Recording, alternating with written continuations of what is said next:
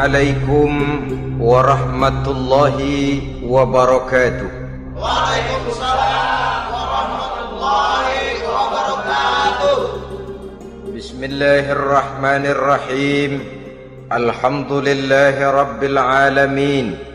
Wassalatu wassalamu ala ashrafil mursalin, imamil muttaqin, sayyidil ghurril muhajjalin, wa ala alihi wa ashabihil mujahidin at-tahirin, amma ba'du. Saudara-saudara kaum muslimin rahimakumullah.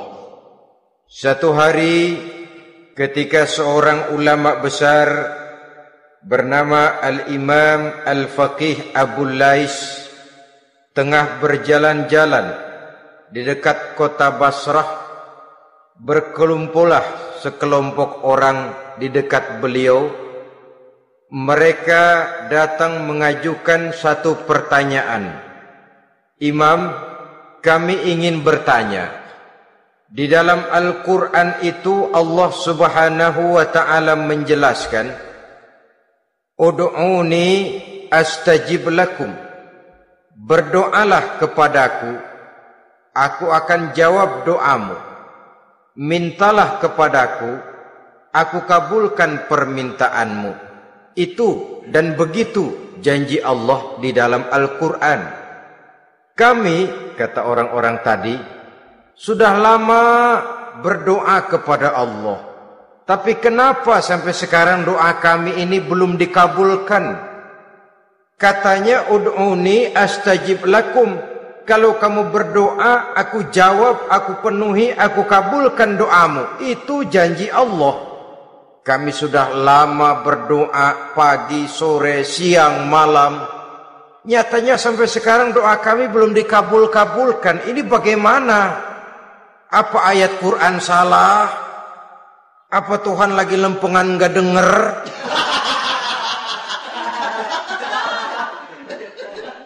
Apa doa kami yang terbalik? Kelihatannya sepele saja ini. Doa tidak didengar oleh Allah. Permohonan tidak dijawab, tidak dikabulkan oleh Allah.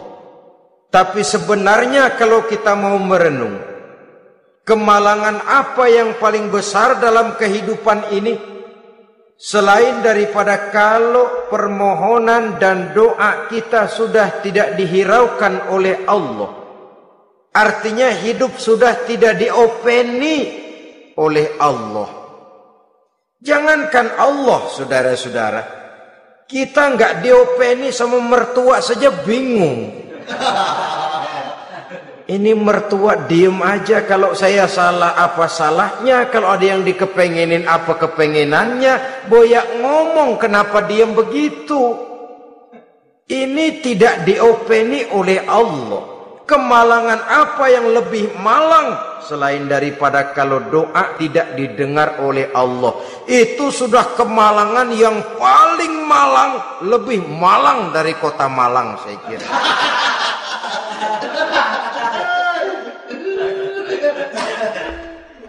Menghadapi pertanyaan ini, Imam Al-Faqih Abu Lais senyum. Lalu beliau berkata, tuan-tuan, tahu kenapa doa tuan-tuan tidak dijawab?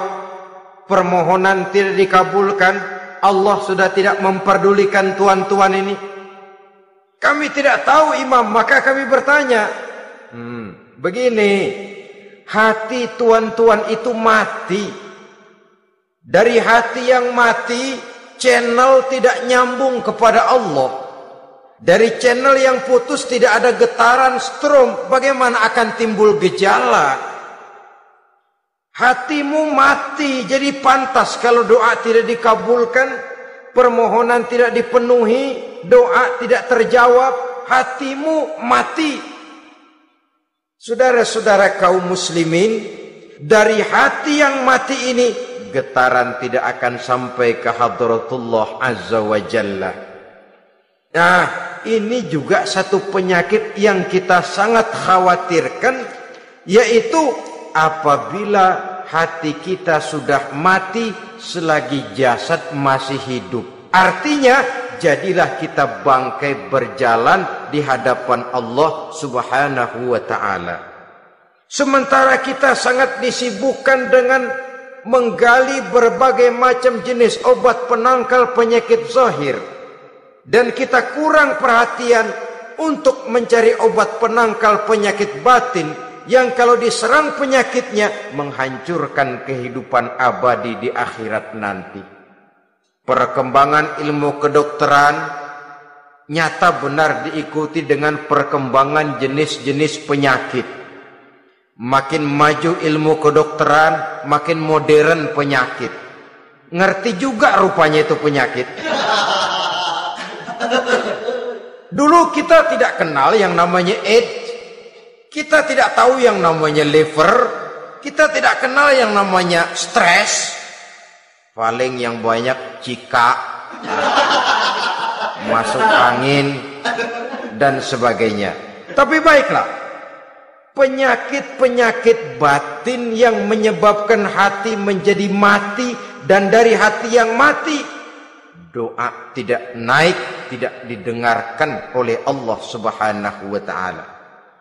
Nah, kata orang-orang tadi, yang menyebabkan hati kami mati ini apa, Imam?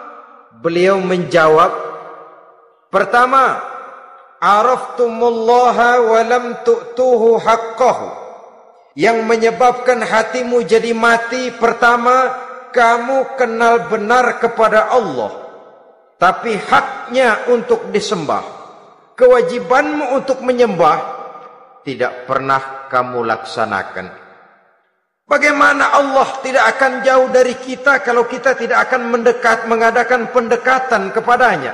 Dan pendekatan kepada Allah hanya bisa kita tempuh melalui jalur kegiatan ritual ibadah. Allah akan terlalu jauh apabila kita hanya membicarakannya lewat filsafat dan renungan yang mendalam. Tapi Allah akan dekat dan terasa hadir dalam hidup apabila kita dekati Ia dengan pelaksanaan ibadah kepadanya. Kamu kenal Allah, tapi hakmu untuk menyembah, kewajibanmu untuk menyembah, haknya untuk disembah, tidak pernah kamu laksanakan. Kalau soal Allah kita kenal bukan main. Bahkan tidak hanya kita mengajarkan kenal juga kepada anak-anak kita. Kalau ditanya siapa pencipta matahari, bulan dan bintang, Allah. Siapa pencipta lautan, gunung, hutan belantara dan sungai-sungai, Allah. Siapa pencipta bumi, matahari dan sebagainya, Allah. Sembahyang apa enggak? Bagaimana nanti?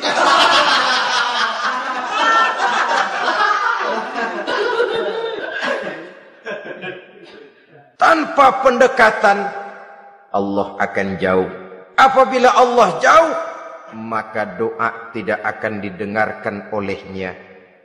Oleh sebab itu, logika mengajarkan kepada kita, berpayahlah dulu, wa mal ladzatu illa ba'da ta'ab, inna ma'al usri yusra. Di balik kesulitan menunggu kemudahan. Nikmat baru akan terasa, kelezatan hidup baru akan terasa setelah kita jerih payah banting tulang peras keringat. Rasanya memang lebih nikmat sepotong singkong hasil cucuran keringat sendiri ketimbang roti dijejelin orang. Ini berarti kita ingin mohon pertolongan kepada Allah, sementara dengan Allah sendiri kita jauh. Sama saja dalam kehidupan kita analoginya, saudara-saudara. Orang tidak kenal kepada saudara, tahu-tahu jauh dari saudara, tahu-tahu datang mau minjem duit. Apa kesan saudara? Enak aja, kenal enggak, dekat enggak, datang-datang mau minjem duit. Emang duit percetakan bapak lu?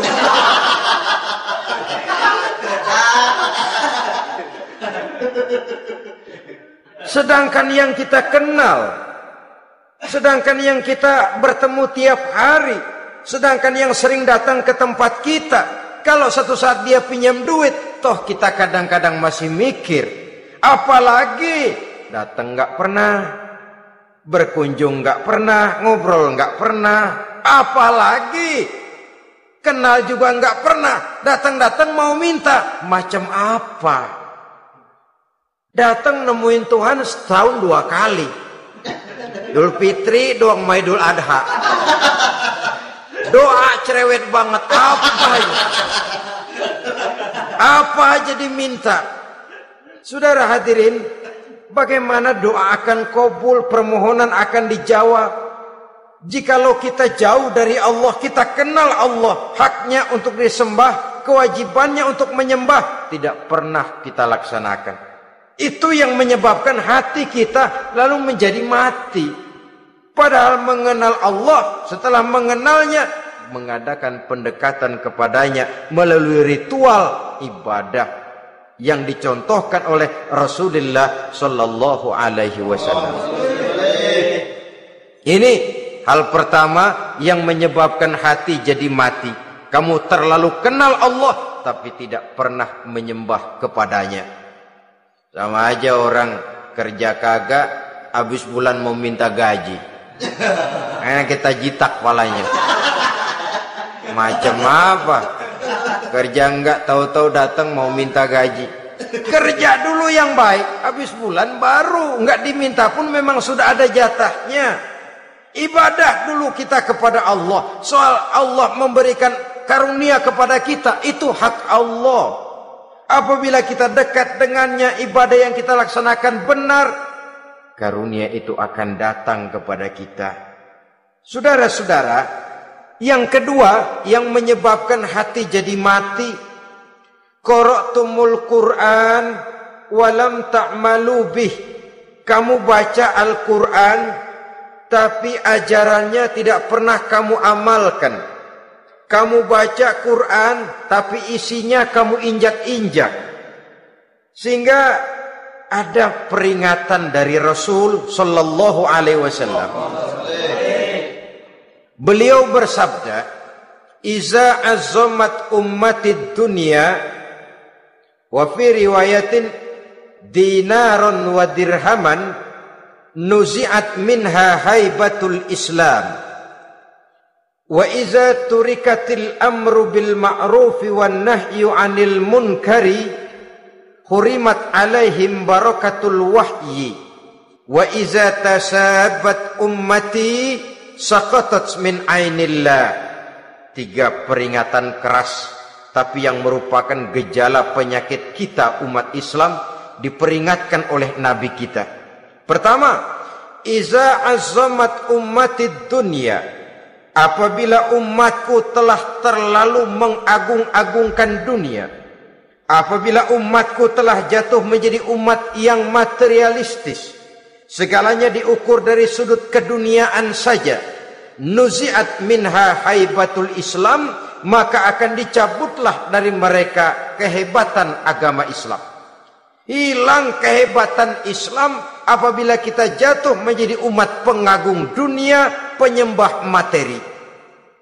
Nilai kita, keberadaan kita tidak dihargai orang lain. Orang memandang kita remeh saja. Orang Islam gak ada apa-apanya, bayar aja.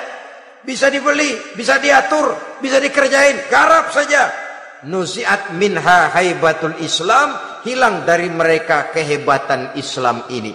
Kenapa? Mereka telah mengagungkan dunia dan menjadikannya sebagai tujuan. Padahal dunia cuma alat, materi cuma alat, harta cuma alat. Yang kedua, wa iza turikatil amru bil ma'rufi wan nahyu 'anil munkari hurimat 'alaihim barakatul wahyi.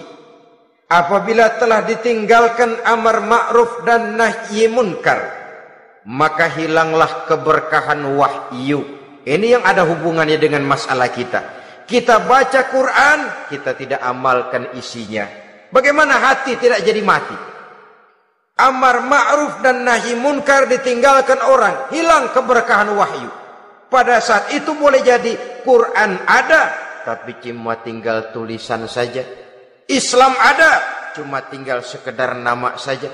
Diseminarkan, disimposiumkan, dimuktamarkan, tapi tidak dijabarkan dalam kehidupan sehari-hari. Apabila amar ma'ruf dan nahi munkar telah ditinggalkan orang, hilang keberkahan Quran. Akibatnya apa? apabila amar ma'ruf tidak lagi digalakkan orang, nahi munkar tidak dilaksanakan orang, lalu orang menilai sesuatu menurut seleranya sendiri. Mana yang ma'ruf, mana yang munkar, tidak ada lagi patokan utama. Kalau baik kata otaknya, dia kerjakan. Tidak baik menurut otaknya, dia tinggalkan. Agamanya adalah otak, berhalanya adalah akal. Akhirnya umat kehilangan pedoman. Tidak lagi jelas mana batas yang ma'ruf, mana batas yang munkar.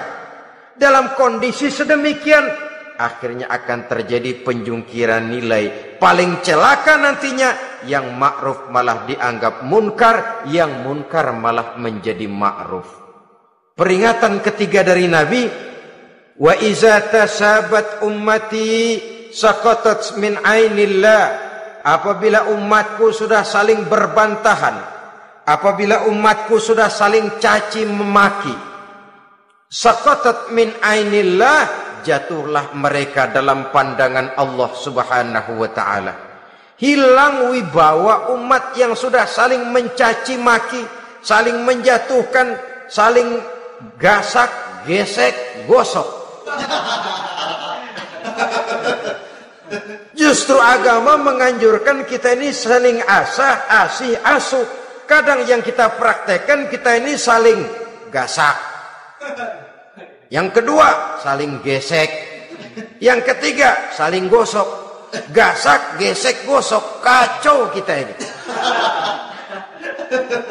Saling gasak, menjegal kawan seiring, menggunting dalam lipatan. Saling gosok, fitnah sana, fitnah sini. Saling gesek, sikut kiri, sikut kanan.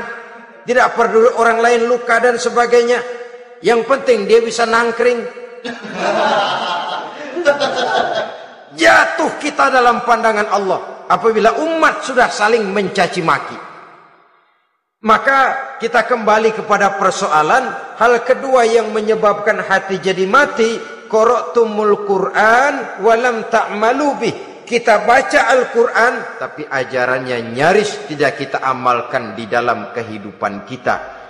Akibatnya, hati lalu jadi mati. Itu yang kedua.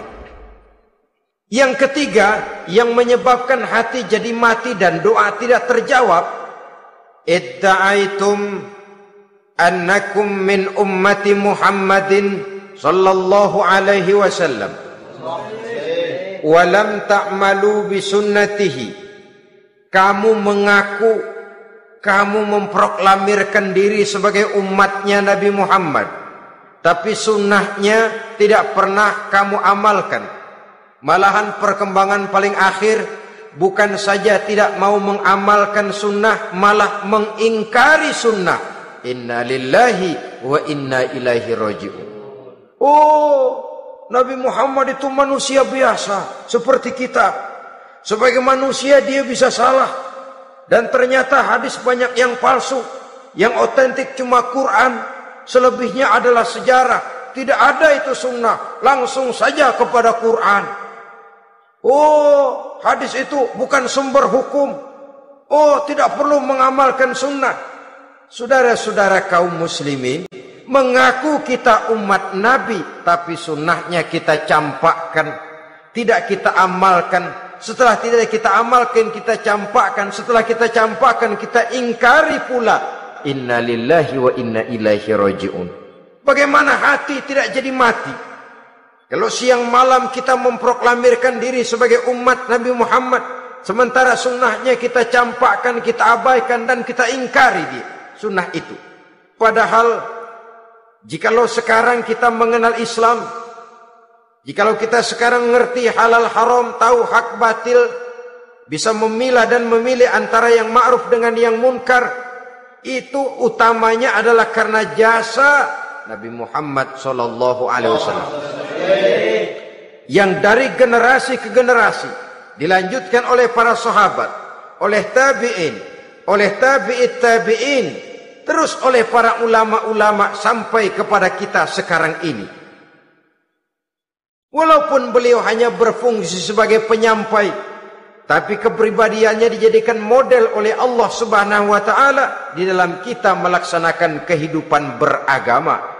Bahwa beliau manusia seperti kita, memang dalam arti unsur biologisnya ya manusia. Punya darah, punya daging, punya hati, punya perasaan, bisa sedih, bisa gembira. Tetapi beliau itu termasuk basyarun la kal basyar. Manusia yang tidak seperti manusia pada umumnya. Punya spesifik.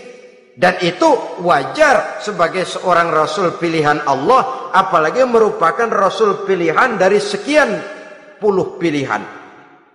Bahwa jamrud itu batu memang, tapi nilainya kan berbeda dengan batu kolar.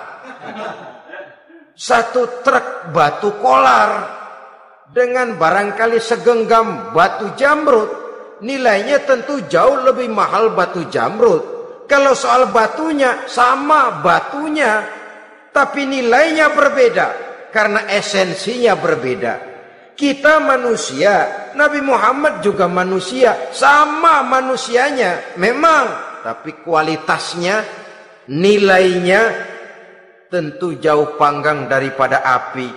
Itu sebabnya Allah menjadikan beliau sebagai model. Laqad kana lakum fi rasulillahi uswatun hasanah. Di dalam diri Rasul itu terdapat contoh teladan yang sangat baik bagi kita. Oleh karenanya, pada pertemuan kali ini, apabila kita konsekuen mengaku umat Nabi Muhammad, marilah konsekuen juga menegakkan sunnahnya. Yang keempat, yang menyebabkan hati jadi mati dan doa tidak terjawab, akaltum ni'mata rabbikum walam tashkurulah. Tiap hari kamu makan nikmat Tuhanmu, tapi kamu tidak pernah mau bersyukur kepadanya, kepada Allah subhanahu wa ta'ala. Nikmat Tuhan kita doyan banget, tidak pernah sehari dan sesaat pun terlepas diri dan hidup ini dari nikmat-nikmat yang diberikan Allah. Sejak kita bangun tidur sampai tidur kembali, bahkan tidur itu sendiri, di pasar, di sawah, di kantor, dimanapun kita berada, gak pernah nikmat Allah berhenti. Hidup kita dalam alam diberikan segala fasilitas untuk menunjang kehidupan. Gak pernah Allah pasang pajak matahari, gak pernah Allah pasang pajak gas udara. Nikmat-nikmat yang banyak itu tiap hari kita kecap, tiap hari kita nikmati. Tapi kita tidak pandai bersyukur. Padahal Allah memberikan peringatan keras dalam hadis qudsinya. Man lam yashkur ala na'mai walam yasbir ala balai falyakhruj min tahti samai wal yatlub rabban siwaya.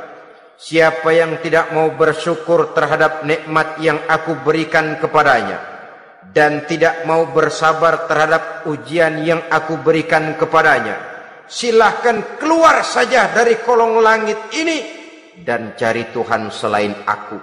Diusir oleh Allah. Kalau orang tidak mau bersyukur terhadap nikmat yang aku berikan dan tidak mau bersabar terhadap ujian yang aku timpakan, keluar dari kolong langitku, keluar, cari Tuhan selain aku. Diusir. Lah yang ngusir Allah. Anak sekarang bilang mau ke Menong.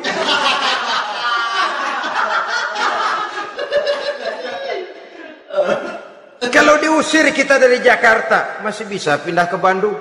Diusir kita dari Bandung, bisa pindah ke Jogja, Solo. Diusir kita dari Indonesia, bisa pindah ke Singapura, Malaysia. Diusir dari kolong langit, mau cari langit mana lagi? Kalau kau tidak mau mensyukuri nikmatku, tidak sabar terhadap ujian yang aku berikan kepadamu, keluar saja, keluar dari kolong langitku ini, cari Tuhan selain aku. Kalau istilah kita mah Tuhan, jengkel banget udah itu. Nikmatku, yang nikmat yang aku berikan kau makan, tapi kepadaku engkau tidak pernah mau bersyukur. Saudara-saudara kaum muslimin rahimakumullah, wajar. Kita dulunya tidak ada, sekarang ada nikmat. Susunan biologis manusiawi kita demikian cantik, nikmat. Tinggal di bumi, fasilitas yang kita perlukan disediakan, tinggal kita, kemampuan kita mengelolanya, nikmat. Diberikan kita otak yang membedakan kita dengan binatang, nikmat. Diberikan kita agama, diutus para rasul untuk jadi model dalam kehidupan kita, nikmat. Kalau cara kita emang kurang apa sih? Apa yang kurang, hai manusia? Engkau tidak ada, aku adakan. Kalau aku perintahkan kau tinggal di bulan, mungkin kau tidak akan sanggup hidup. Begitu lahir juga kelepek-kelepek habis. Ya nggak ada HO2 toh di bulan. Mau ngisap apa? Aku tinggalkan kau, aku perintahkan tinggal di permukaan bumi. Alamnya indah, fasilitas serba menunjang. Nikmati semuanya, semuanya untuk kamu, semuanya. Satu pintaku, syukuri nikmat yang aku berikan kepadamu. Ya bukan cuma syukur dalam ucapan, syukur dalam perbuatan. Banyak nikmat yang diterima, makin banyak dia sujud, makin banyak dia ruku, makin banyak dia mengadakan pendekatan kepada Allah. Syukur dalam artian berupa tindakan dan perbuatan, mempergunakan nikmat sesuai dengan kehendak yang memberikan nikmat itu sendiri kepada kita. Saudara-saudara kaum muslimin rahimakumullah, ini penyakit yang keempat. Kamu makan nikmat Tuhanmu, tapi kamu tidak pernah pandai bersyukur kepadanya, mensyukuri nikmat yang diberikan tadi. Bagaimana hati tidak jadi mati? Kita sibuk mempersolek jasmani, mencari obat penangkal penyakit zahir. Maka yang ramai di zaman sekarang, saudara lihat, salon, fitness, senam, macam-macam jenis. Tidak ada salahnya dan tidak ada jeleknya. Tapi kalau itu sampai melupakan kita kepada memperindah batin, memperbaiki jiwa, artinya bukankah kita perlahan tapi mempersiapkan diri menjadi bangkai berjalan di hadapan Allah. Dengan operasi plastik, yang pesek jadi mancung, yang sipit jadi belok, kulit keriput jadi kencang, pipi terlalu cekung bisa diatur. Saudara-saudara, tapi kalau hati yang rusak, jiwa yang rusak, kemana lagi kita akan berobat kalau bukan kepada agama? Maka hati itu jadi mati apabila kita selalu memakan nikmat Allah dan tidak pandai mensyukuri nikmat itu. Dari hati yang mati tidak akan ada getarannya. Oleh sebab itu doa tidak terjawab. Selanjutnya, yang menyebabkan doa tak terjawab dari sebab matinya hati, qultum annal mauta haqqun wa lam tasta'iddu lahu. Kamu berkata, kamu yakin bahwa mati adalah sesuatu yang benar, tapi kamu tidak pernah punya persiapan untuk mati. Padahal menurut logika, orang yang akan bepergian jauh tentu dia harus mempunyai bekal yang cukup. Semakin jauh jarak perjalanan yang akan ditempuhnya, semakin banyak perbekalan yang harus dibawanya. Dahulu, seketika beberapa jamaah dari Yaman akan melaksanakan ibadah haji dengan nekat, mereka berprinsip, pokoknya kan berangkat haji jadi tamunya Allah, nanti Allah yang akan ngelayanin. Mereka nekat, modal badan doang berangkat. Diadukan kepada baginda Rasul, lalu turun peringatan dari Allah, wa tazawwadu fa inna khairaz zadi taqwa. Jangan begitu, bawa bekal, sesungguhnya bekal yang paling baik adalah takwa. Bawa berangkat dengan bekal takwa itu bekal yang paling utama, tapi bekal-bekal yang lain pun jangan diabaikan.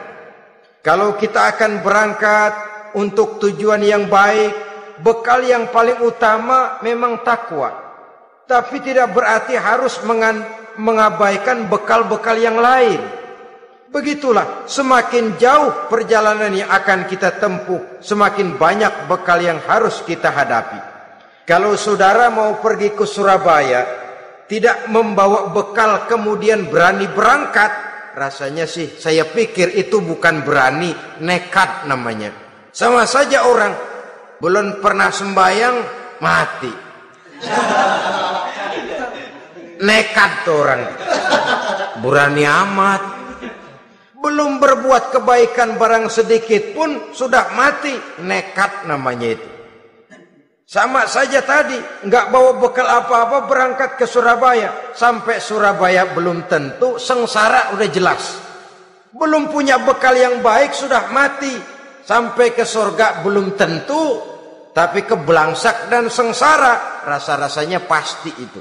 Oleh karena itu, kalau kita yakin mati sesuatu yang benar, sesuatu yang pasti datang menimpa, maka hendaklah kita mempersiapkan bekal. Kemudian idda'aitumun najata minan nar wa ramaitum fiha anfusakum. Kamu memproklamirkan diri ingin selamat dari neraka, tapi kamu lemparkan dirimu ke dalam neraka. Bagaimanapun bajingannya bajingan, kalau ditanya ente mau masuk neraka enggak? Jawabannya pasti enggak.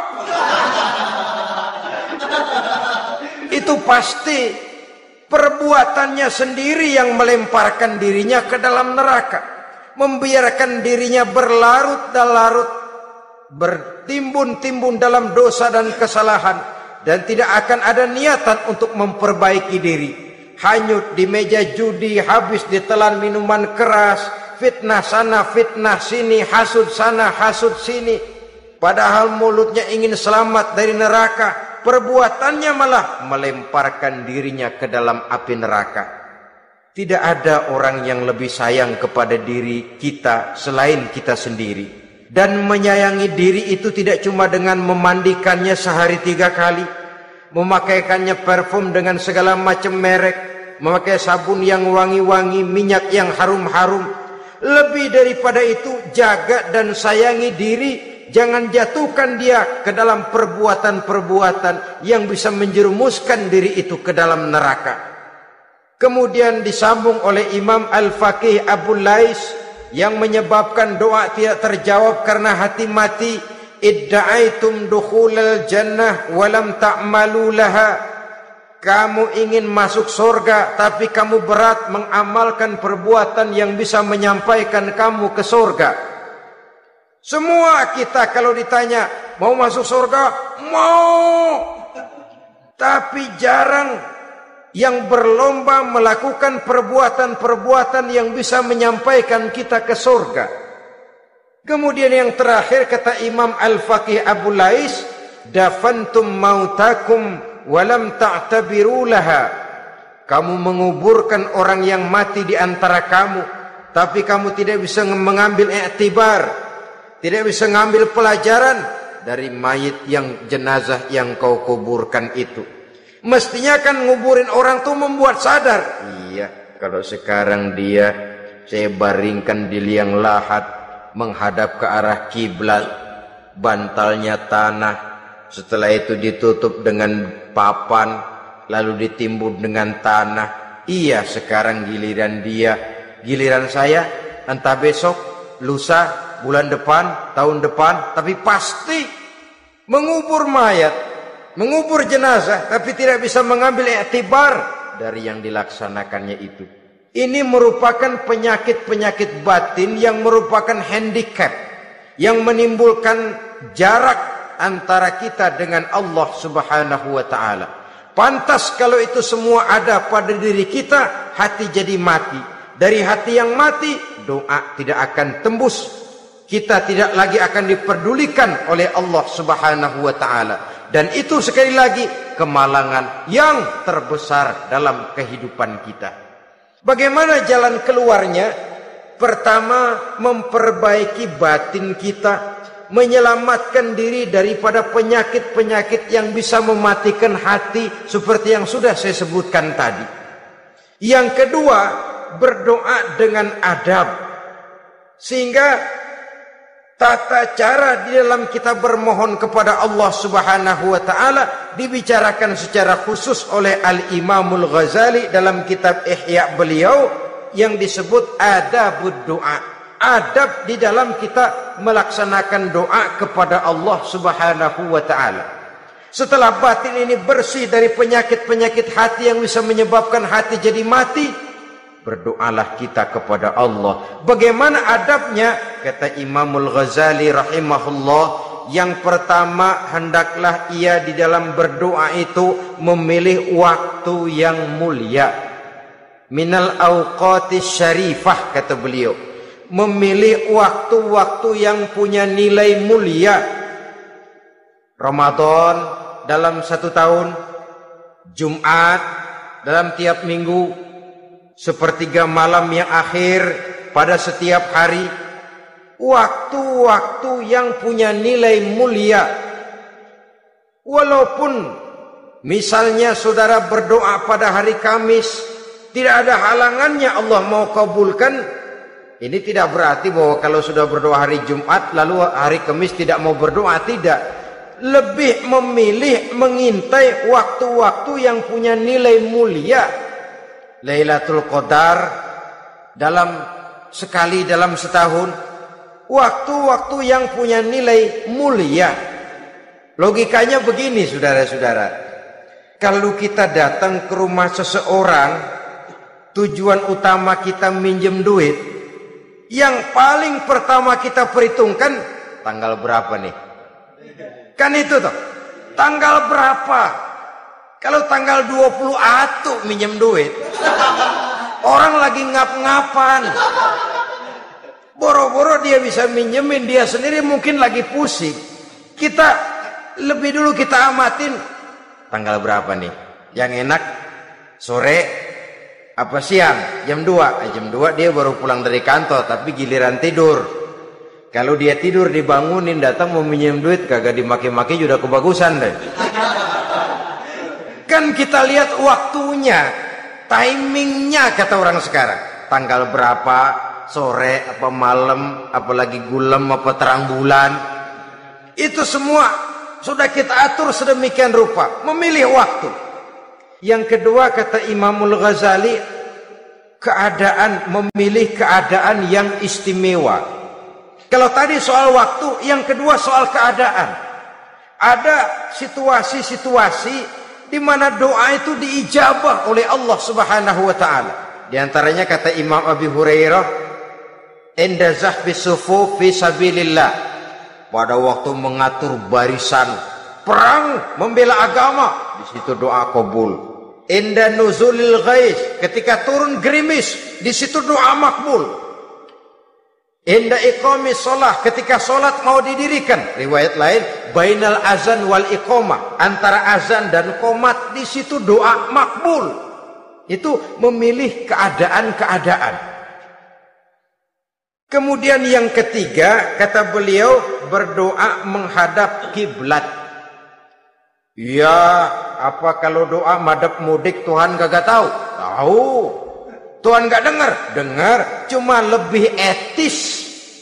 Lebih etis kalau kita berdoa menghadap ke arah kiblat.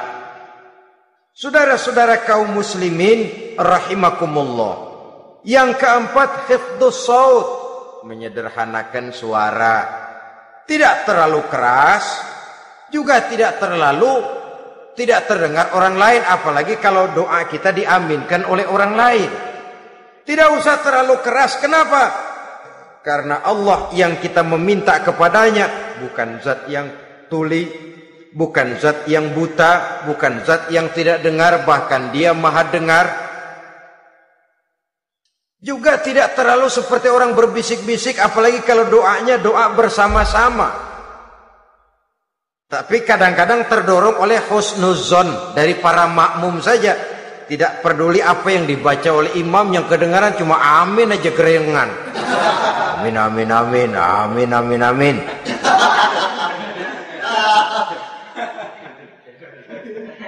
Juga tidak terlalu keras, seperti orang berdoa, seperti orang pidato. Saudara-saudara kaum muslimin rahimakumullah. Yang kelima, alla yatakallafa saja' fid doa. Dalam berdoa, kalau istilah kita, jangan nyelongcong. Sujak ini menunjukkan sikap berani kepada Allah. Misalnya ada orang berdoa, ya Allah ampunilah saya kalau engkau mau. Kalau Allah mau.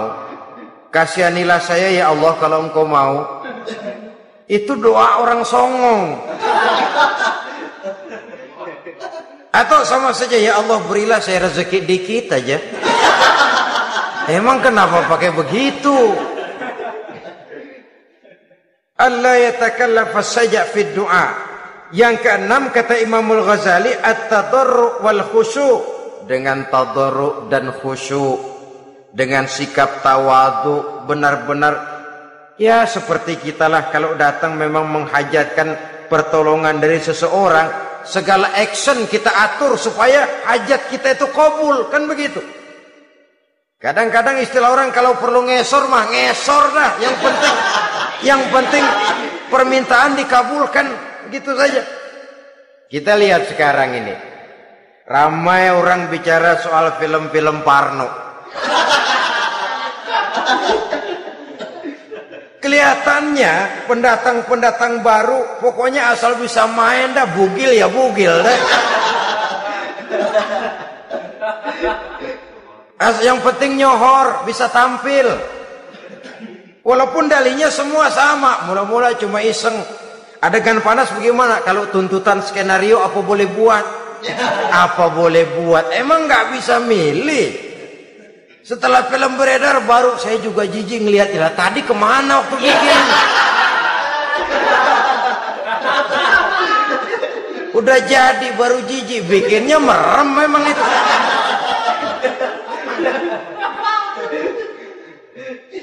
Tapi ada satu analogi, asal bisa main, asal bisa tampil di layar, apa saja jadi taruhan sudah. Bugil ya bugil dah, nggak soal dah, pokoknya bisa main, tampil, nyohor, masuk koran. Udah seperti kata-kata orang Arab, bul ala zamzam fatu'raf. Kalau pengen terkenal kencingin sumur Zamzam.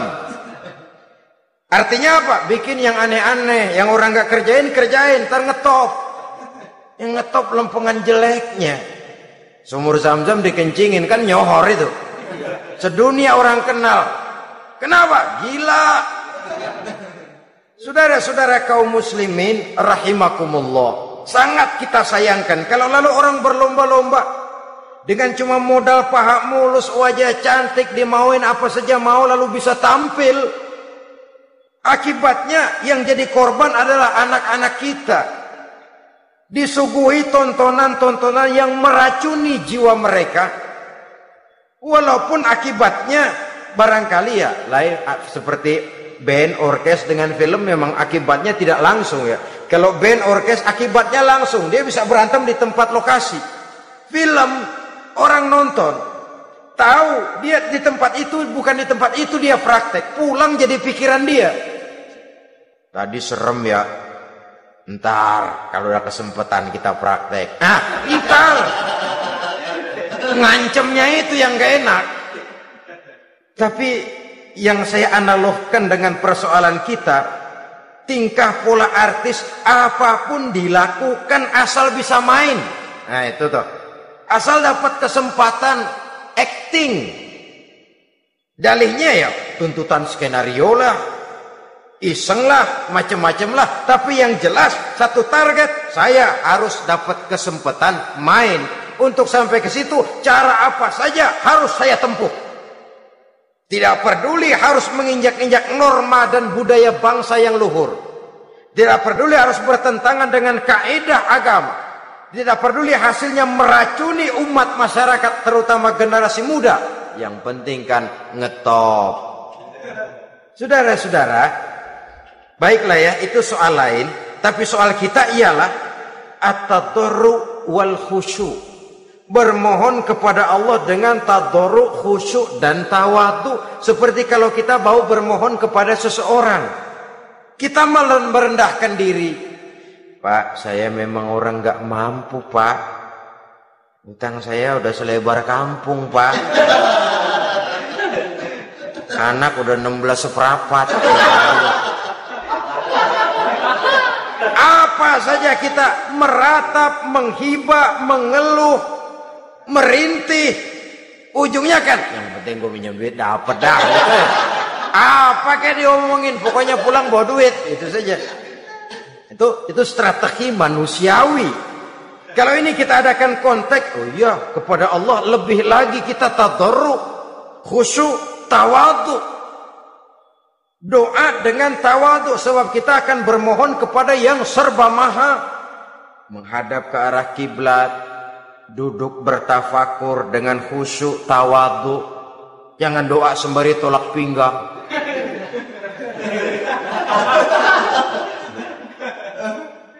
Yang ketujuh kata Imamul Ghazali, ayyujzimad du'a wa yuqina bil ijabah. Hendaknya dia menjazamkan doanya itu dan yakin bahwa doanya akan dikabulkan oleh Allah. Sebab kata Nabi, innallaha la yaqbalu du'aan min qalbin ghafilin lahin. Allah subhanahu wa ta'ala tidak akan menerima doa dari hati yang lalai dan main-main. Doa ke orang ugah-ugahan.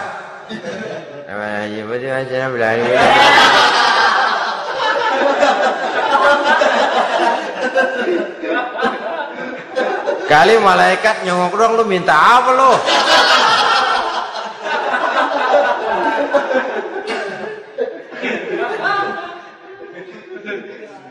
Seperti tadi itu, kita datang mau minjem duit sama orang, ngomongnya ogah-ogahan. Minjem duit dikasih syukur enggak, ya udah. Ya enggak dah, enggak dikasih sudah. Kenapa? Mintanya begitu. Enggak serius dan enggak yakin bahwa doanya akan dikabulkan. Kalau kita sudah punya keyakinan, jangan-jangan doa saya enggak diterima Allah. Enggak. Ana, kata Allah, ana inda zanni abdi bi. Aku sih bagaimana menurut sangka hambaku kepadaku saja. Kalau sangkanya baik, aku baik. Kalau sangkanya doanya dikabulkan, aku kabulkan. So itu doa harus dengan pasti dan harus dengan yakin doa itu akan dikabulkan dan meluruskan harapan, membenarkan cita-cita, meluruskan maksud apabila doa itu dikabulkan oleh Allah Subhanahu wa taala. Saudara-saudara, oleh karenanya jangan doa setengah hati. Jangan berdoa sambil main-main. Apalagi menghadap kiblat dengan dua tangan terangkat sebagaimana dicontohkan oleh Rasulullah sallallahu alaihi wasallam. Bahwa berdoa tanpa mengangkat kedua tangan pun Allah tahu, Allah dengar, tapi kelihatannya kurang serius. Seolah-olah terserah ada Tuhan, mau dikasih ya kasih, enggak ya udah. Seolah-olah kita tidak serius dalam berdoa. Kemudian yang berikutnya kata Imamul Ghazali, ayyaftatahad du'a bi zikrillah fala yabda'u bisu'al. Hendaknya dia mulai berdoa itu dengan menyebut nama Allah, berzikir kepada Allah, fala yabda'u bisu'al, jangan langsung memulai dengan permintaan. Ini tata krama etisnya. Sama juga orang kirim surat, salam sejahtera kami haturkan, padahal mah nggak ada itu juga nggak apa-apa. Itu kan maksud mukaddimah saja. Besar harapan kami semoga Bapak dan keluarga di sini pun berada dalam keadaan sehat walafiat. Selanjutnya kami telah dengar dari berbagai teman tentang kedermawanan Bapak, tentang bantuan Bapak di berbagai bidang yang menyangkut sosial pendidikan. Sehubungan dengan itu maka kami bermaksud mengajukan permohonan. Baru masuk itu mah 15 kalimat kesonoin, urusan lain. Intinya sehubungan dengan itu kami bermaksud memohon kepada Bapak. Kita mulai, salam sejahtera kami haturkan, bersama ini pula kami, macam-macam lah. Sama juga seperti tadi itu, kita datang mau minjem duit, datang karena kita tahu datang habis bulan, malam terang bulan, udaranya sejuk, ngobrol lah kita, dapet teh, apa kabar Pak? Baik. Aduh Bapak sih untung dah Pak, kayak pemurah lagi. Saya tahu Bapak banyak nyumbang di mana-mana, di Angon aja tuh orang di Angon.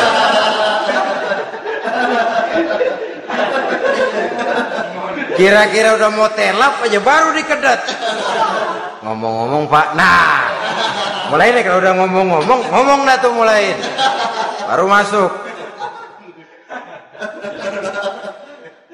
Jadi etisnya berdoa itu dimulai dengan zikrullah. Karena itu umumnya dimulai dengan Alhamdulillahi Rabbil Alamin. Kita puji dulu Allah. Alhamdulillahi Rabbil Alamin. Hamdan yuwafi ni'amahu wa yukafi'u mazidah. Kita puji dulu Allah. Seperti orang tadi lah. Kita puji dulu kebaikannya. Walaupun pada akhirnya kita minjem duitnya.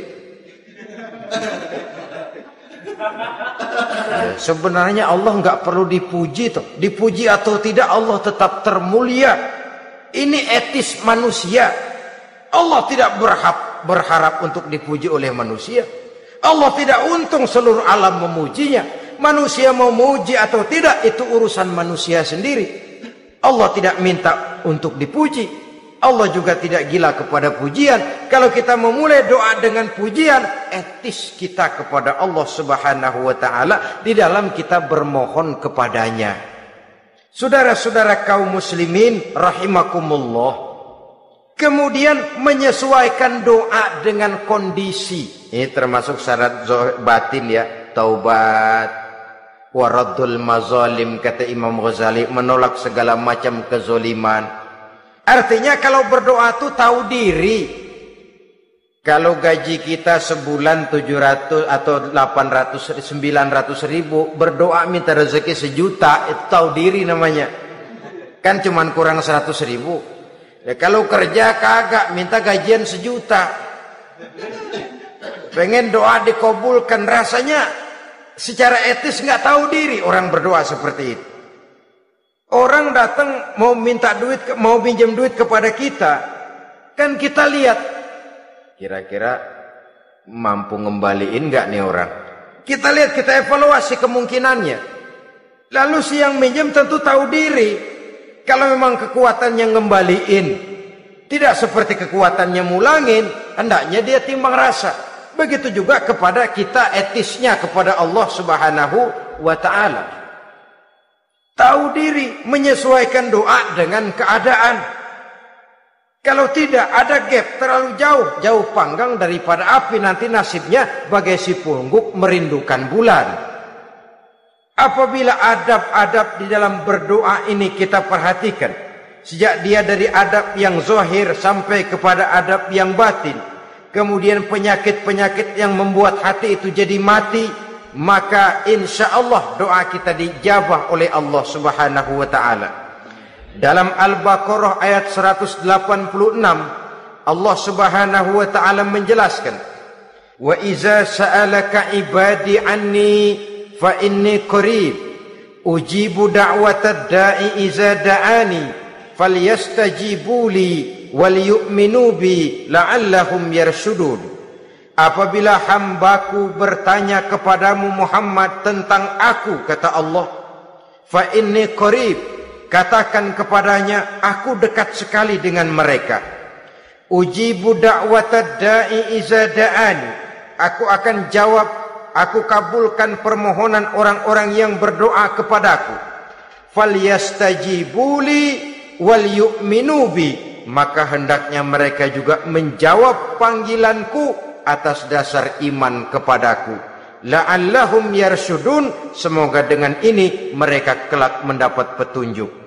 Saudara-saudara, Al-Baqarah 186 ini dengan nyata menjelaskan kepada kita, Allah akan menjawab doa, mengabulkan permohonan apabila kita falyastajibuli wal yu'minu bi, juga menjawab panggilan Allah atas dasar beriman kepadanya. Logikanya tadi itu, araftumullaha wa lam tu'tuhu haqqahu. Kita tidak pernah mau menjawab panggilan Allah sementara kita berharap doa kita dijawab oleh Allah. Apa enggak pincang? Apa enggak berat sebelah? Panggilan Allah kita berat memenuhinya, sementara kita sangat berharap agar permohonan kita, seruan kita dikabulkan oleh Allah. Menjawab panggilan Allah atas dasar beriman kepadanya.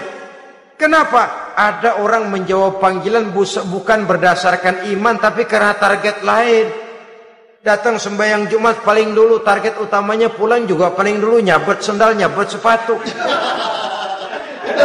Menjawabnya iya, tapi tidak karena iman. Jadi apabila kita rajin menjawab panggilan Allah atas dasar beriman kepadanya, maka seruan, permohonan, doa niscaya dikabulkan olehnya. Ini saja, mudah-mudahan ada manfaatnya.